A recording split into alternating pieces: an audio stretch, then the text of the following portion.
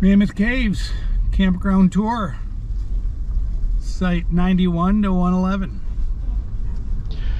This isn't going to be very much of a tour because it just isn't very full at this day.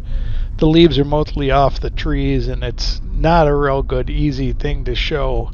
I'll do a complete analysis on the end of the video if you hang around for that. The campground is separated into 4 loops. The A loop is tenting only. This is the D loop that we're going on. This is right inside the campground. And then the next one that we'll go to after this is the C loop. And you'll see us driving past the bath here on the left. The D loop I found was mostly very slanted and none of the sites were very level in one direction or the other. The C loop is a little better. There's a lot of good sites in here. Sites 54 to 90. Oh, these look a little better. We were camped on site 90 of the D loop. It's the last site as you come out of the campground. Rockwood's in 60. The Jeep's in 59. Nice campgrounds, either campsites, either one. Boy, some of these are pretty spaced. 85 is all by itself here. 64 was all by itself. Here's the path to the bathroom. The drive-throughs look pretty small for any reasonably length RV.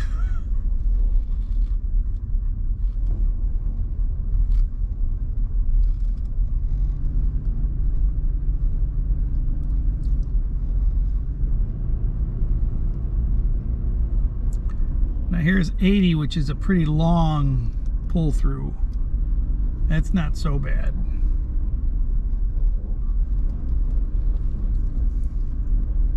'82 is also a long pull through. These are a little better.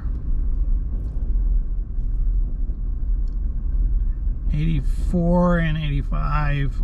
85 looks kind of long, 84 looks kind of short. 90 is a pull through. What side's my door on? That side, so it won't be in there. That's alright, I guess.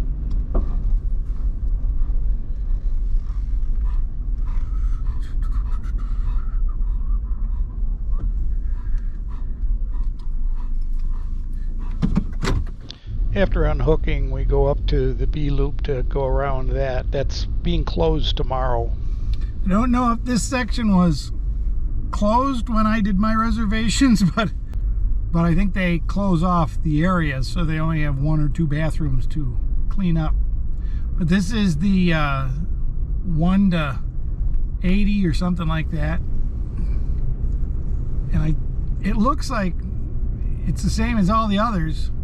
When I did my review of this campsites, I eliminated a lot of the sites in this loop from 11 to 36 because they were right next to the main road and the cars go zooming by there all the time.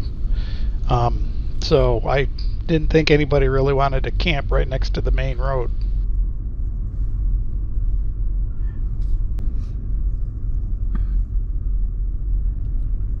.48's pretty big and nice. So that was 11 to 53. This is the laundry facilities. 3 washers, dryers. This is the women's showers. 3 showers, 2 bathrooms. Since there's nobody here at 5 in the morning. And this is the men's. It's sinks, mirrors, urinals, toilet, 3 showers. They're roughly $1.25 each, $1.50 for 4 minutes.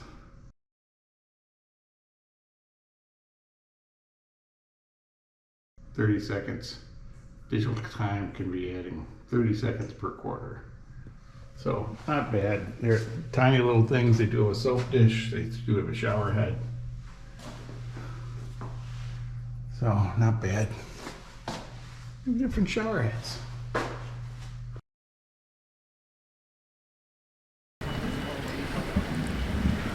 Well, there are a lot of people here. We're at the Mammoth Cave Visitor Center, and it is busy. It's a Sunday afternoon around 2 o'clock, so I wonder if it's going to be less tomorrow at Monday. There's probably a lot of people coming for the day. And it is your typical heavy duty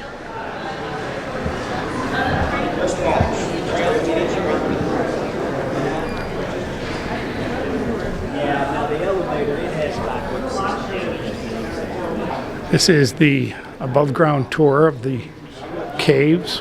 The visitor center had this amazing educational setup all about the caves and how they worked and everything, but I just couldn't do it with the camera. There's just not enough light and there was too many people in there. So it's worth going through, taking an hour to read all the stuff and enjoy the visitors center information stuff, but for the video it's just kind of a bust. Let's see how many pictures we can take inside the cave.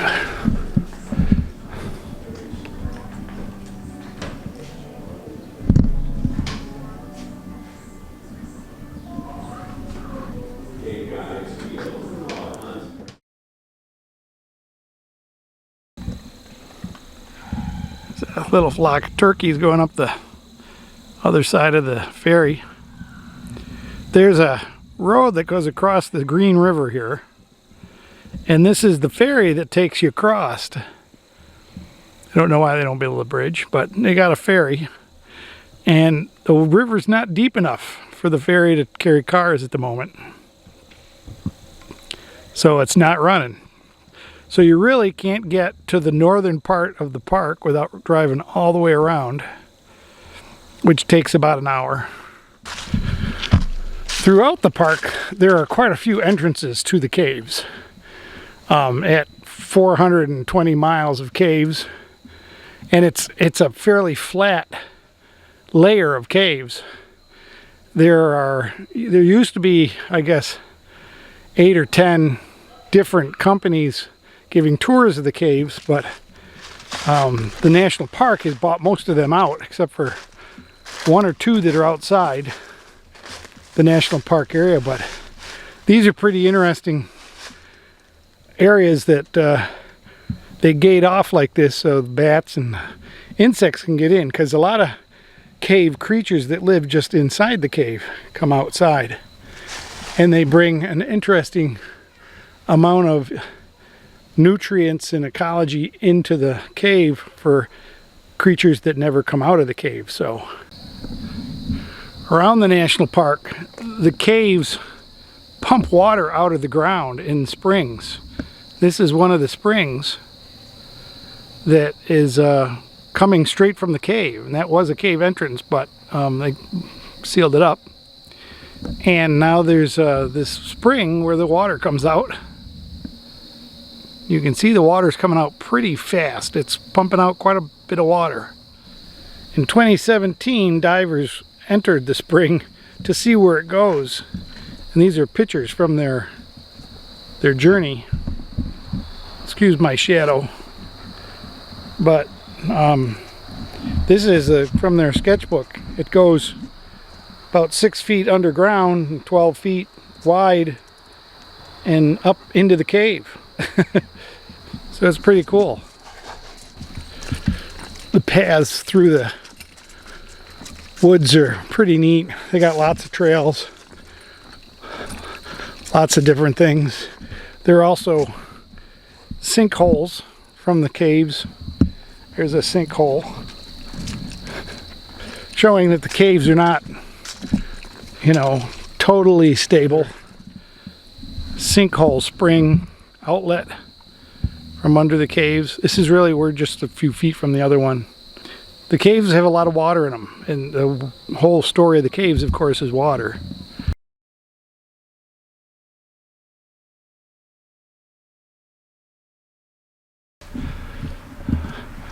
This is the Turnhole Bend Nature Trail, and it's a pretty short little trail. I want to go here because it's kind of interesting. This is a real easy, nice, smooth trail. It's not, it's a little up and down, as you can tell.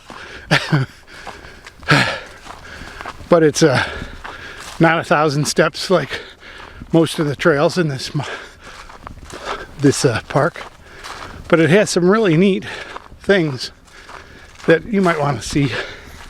So if you come here, definitely come on this trail. It's on the far side of the park, but I mean, it's easy to get to. Nice little parking area for it. Okay, this is one interesting place, and this is one humongous sinkhole, and it's got just amazingly pretty rocks around the edge of it, but it goes down about 100 feet, and it's just a big sinkhole, and you can see the trees are falling in on it as it sinks. I don't know how much it sinks every year or not, if they measure it or not, but they've got it pretty well cordoned off, and you know, there's some pretty big trees in it. And over here you can see there are entrances to the caves, so I guess they're not worried about people getting into the caves or cave. It's all one big cave. But this is really pretty neat, and there's another one we'll go look at in a minute. But you know, everything below it is a cave, so it just eventually will sink down into it. But it's like this one. It's one very steep slope of a cave or a sinkhole.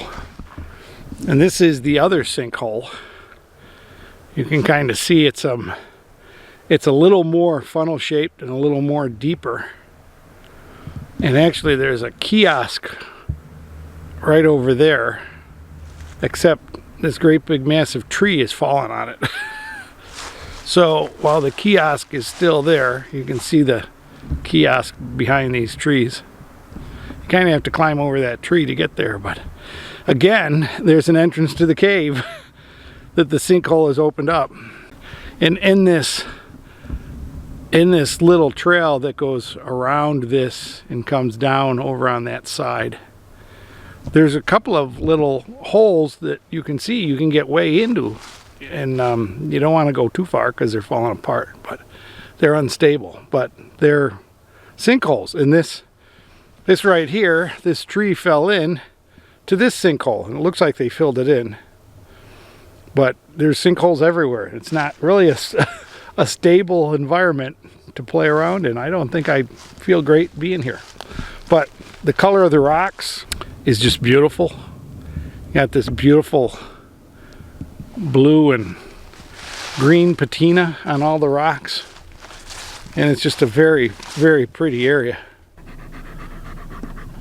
Well, we were exploring the Brownsville area outside the national park, and we found this little city park underneath the bridge that goes across the Green River in Brownsville. And this is just an awesome park for throwing the ball for the boy. He loves it. It's probably a half-mile long and about 100 feet wide, right along the river. It's a little linear park, and it's really nice. If you get a chance to need to take your dog where the rangers won't yell at you, this is a pretty nice park, well taken care of.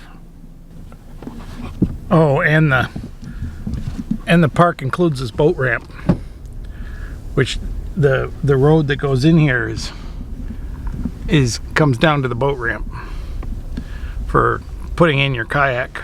Little tiny boat ramp right there into the Green River. Well, if you know my channel, you know I love cemeteries, so I had to check this one out. By golly, it's a real cemetery. Oh, it's from Probably began as a slave cemetery. Others buried here were visitors to Mammoth Cave. They share this resting place with cave guide Stephen Bishop, who died in 1857 and is also known Mammoth Cave guide buried here, is the only known Mammoth Cave guide buried here. Bishop was owned by Dr. John Croghan, a physician and the proprietor of the Mammoth Cave Estate, a 19th century tourist enterprise. The Mammoth Cave Estate was forerunner to what became Mammoth Cave National Park. Dr. Croghan's tuberculosis patients also lie buried here. They lived their last days underground in consumption huts in a failed attempt to cure tuberculosis. That's interesting. And if we look, see, can we zoom way in over there?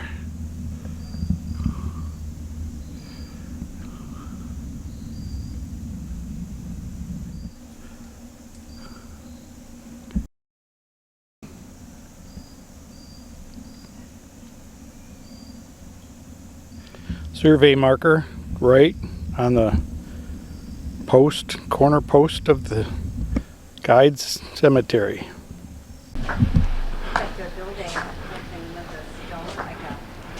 There are about, I think there's 20 different tours. Really? Depending on what they're doing that particular day or week. I've been on that one yesterday. This one today, but you were on, I think. Well, just my opinion on the cave tours is that they're kind of boring. The biggest thing about cave tours on commercial caves is that they're too dark to see anything. You're followed along a path with too many other people, and you're really trying to just keep from falling on them in front of you. And the lighting is always the absolute pits. This was, you know, they made it so it was safe to walk on, but not so you could really see what was going on in the cave. So I'll attempt to put some pictures at the end, but they're not very good. Just watch them if you want. What's the chance if I hit my head it'll cause a rock slide?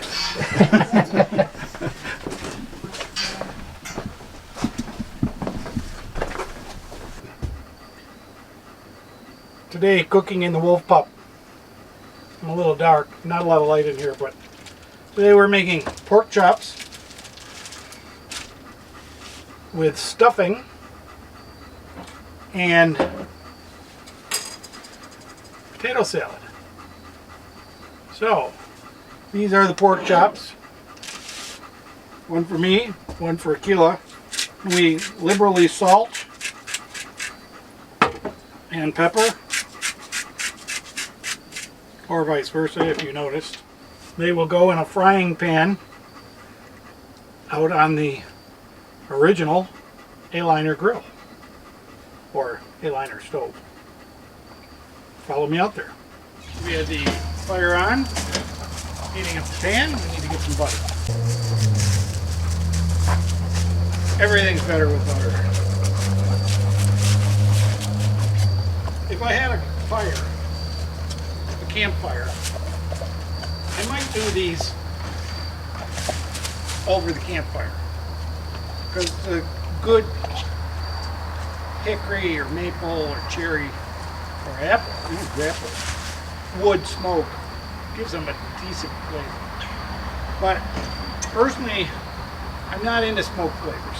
So here are the beasts. These are bone-in pork chops because they just taste better. They're not real thick, but they're thick.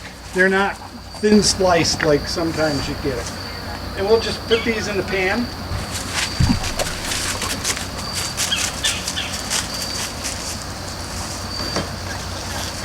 Like that, and let them slow simmer for maybe 20 minutes, flipping 3 or 4 times. I'll flip them maybe 5 or 6 times. And no, I'm not really ready for this yet. We've got a little bit of milk, a little bit of butter, and because I'm using a stovetop stuffing mix, of course, I don't put salt and pepper in it because I'm assuming it'll have enough. If it doesn't, I'll put it on the plate. But these are cooking. Fire's on medium high. We'll just keep flipping those.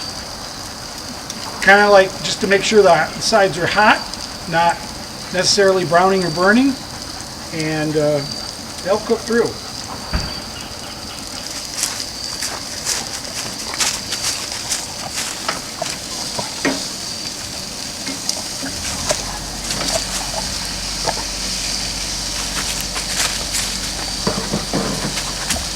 Well, I know a lot of people like to cook pork 100% till it's dry as a bone, like cardboard, absolutely chewy as wood.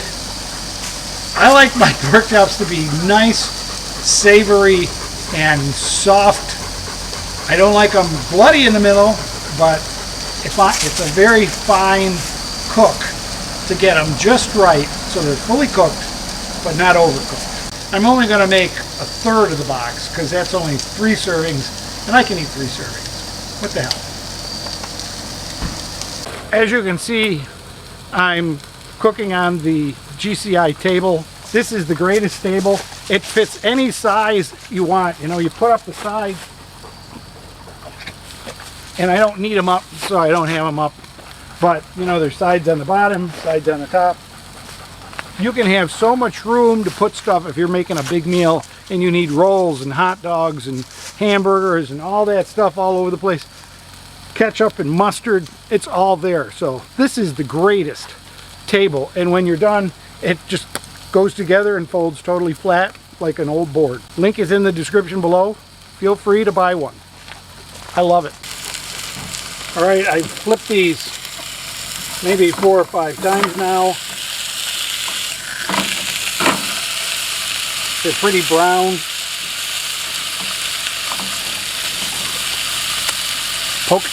Poking them, they still feel nice and soft, so they're getting ready. Now I'm going to put the stuffing mix in with the water and the milk and the butter, and we're just going to stir it until it begins to look like stuffing. We've got about a third what was in the package in this, and we'll just give it time to absorb the water and the milk.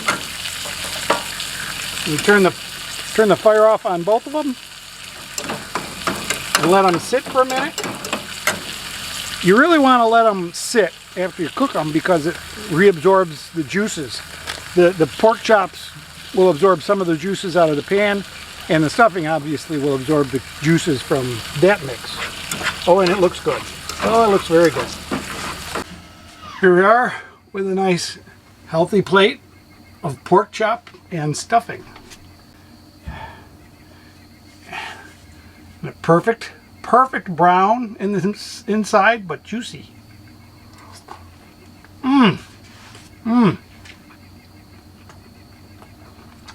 That is good. Now let's taste the stuffing. Pretty good. Not as good as Grandma made, but probably as good as my mother makes. It is pretty good. It's a great meal. Easy. Watch the rest of this video. I'm gonna eat. Good morning, folks. It is time to leave Mammoth Caves National Park and time for the summary.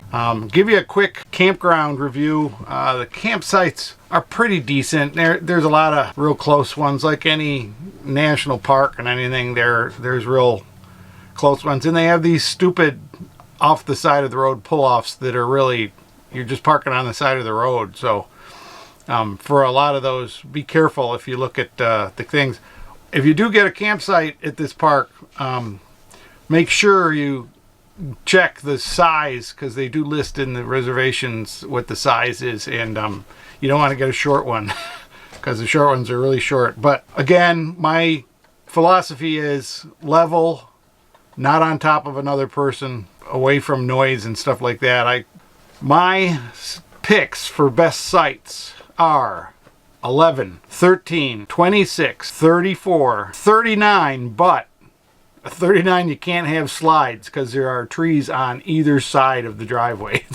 45, 44, 47, 50, and 51. 55, 59, 62, 63, 72, 85, 87, 90, 104 on the D-loop. So those are my judgmental things. You may disagree. And those are based on a small RV. I don't know if a huge Class A or fifth wheel would work on those quite as well, but again, check the length in the description and that may help you out there. Summary of the whole park. This park should not be called Mammoth Cave. This is a wonderful national park. It has some great spots, and Mammoth Caves is about this cave. And it's wrong because the whole park is a really neat wonder. It's lots of hiking trails, lots of neat stuff. There's sinkholes all over the place that I guess they're because of the cave, but this is a really neat national park. You'd come for more than just the cave. The cave tour was kind of a bust. I mean, you get to walk through 2 or 3 miles of the cave. It's kind of interesting, but all they really talk about is the people that were in the cave. The first slaves that made gunpowder during the Revolutionary War, the tuberculin patients that were there, the doctor who did that, the early cave explorers, all this stuff. I really wanted to know about the geology of the cave and what the formations were and what changes they have done and all that stuff, but they didn't want to talk about any of that. You'd have to buy the book. So the cave tours, if you're going to do the cave tour, do the longest one you can stand. They only take you on a 2 to 3 mile tour, and the best cave tour that I've read about and talked about and heard from other people is the Violet Lantern Cave Tour. They take you to a different entrance. It's a different cave. You carry your own little lantern as though you're a cave explorer, and it's a pretty neat little tour. And if you're a young guy that wants to be crazy or girl and you want to do the crawl through the cave tour, that's a really neat tour too, and that's a couple hours. And the big thing about cave tours is you got to have good bladder control. You want to know not to drink a ton a couple hours before you go, because there's no bathrooms in the caves. Otherwise, we had a great time here. We had way more fun than we ever thought we were going to have. We thought we were going to go into some silly cave. One thing about Mammoth Cave is there are no stalactites or stalagmites or crazy crystals or anything like that. The cave has been shown since the early 1800s, and all that were in the cave where they take you have been removed. There is scratchings of people's names and dates, and Joni loves Chachi and all this stuff all over the inside of the cave where we went. There's also some early 1830s people scratching their names in there, very decorative. And but anyways, I hope you stayed till the end. All right, folks, thanks for watching. Give me a thumbs up if you like the video. Leave me a comment so I know who you are and what you think about these videos, where you want me to go, what you want to see. Donates on my webpage is the best, or there's the thanks button down below. We're going to more places all the time. Thanks, folks. Bye-bye.